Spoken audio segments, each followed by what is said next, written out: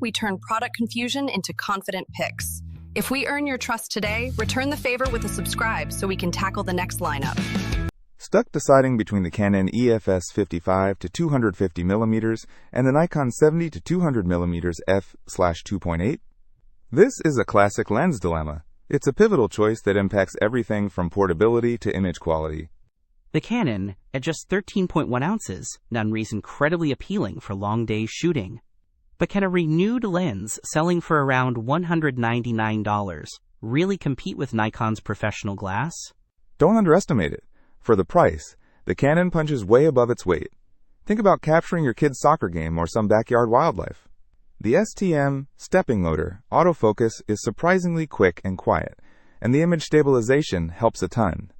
Plus, it's designed for Canon's crop sensor cameras, making it a natural fit for many users. The Nikon 70-200mm, on the other hand, screams serious photographer, but at 3.5 pounds and a price tag over $1,000, it's a commitment.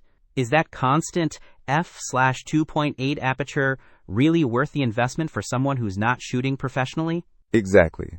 Let's break down the key differences to help listeners decide. Okay, so the Canon's focal length is 55-250mm, which translates to an 88-400mm equivalent on a crop sensor. It's got that rear focusing system we mentioned, and a minimum focusing distance of 2.8 feet, great for getting relatively close to your subject. The Nikon gives you that constant f/2.8 aperture throughout the 70-200mm zoom range, a huge advantage in low light. Plus, that VR2, vibration reduction image stabilization, claims up to 4 stops of shake reduction.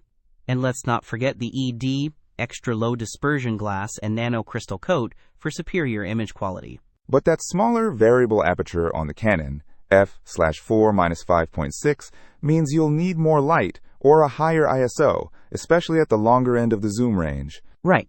The Nikon's f/2.8 lets in a tumble more light, giving you faster shutter speeds and shallower depth of field for those beautiful blurred backgrounds. But remember, it's a beast to carry around. Think carefully about whether you'll actually use that extra stop of light. So here's the bottom line. Are you prioritizing portability and affordability for everyday use, or are you chasing professional-level image quality and low-light performance, regardless of size and cost? If you're a hobbyist looking for a versatile, budget-friendly telephoto lens for your Canon crop sensor camera, the renewed Canon 55-250mm is a fantastic value. But if you're a serious photographer who needs that constant f/2.8 aperture for professional work, especially in challenging lighting conditions, and you're willing to carry the extra weight, the Nikon 70-200mm is the clear choice. Consider your needs, your budget, and how you plan to use the lens. Happy shooting! Don't miss out on our next in-depth review to help you make smarter purchasing decisions. Hit that subscribe button and the notification bell so you're always in the know.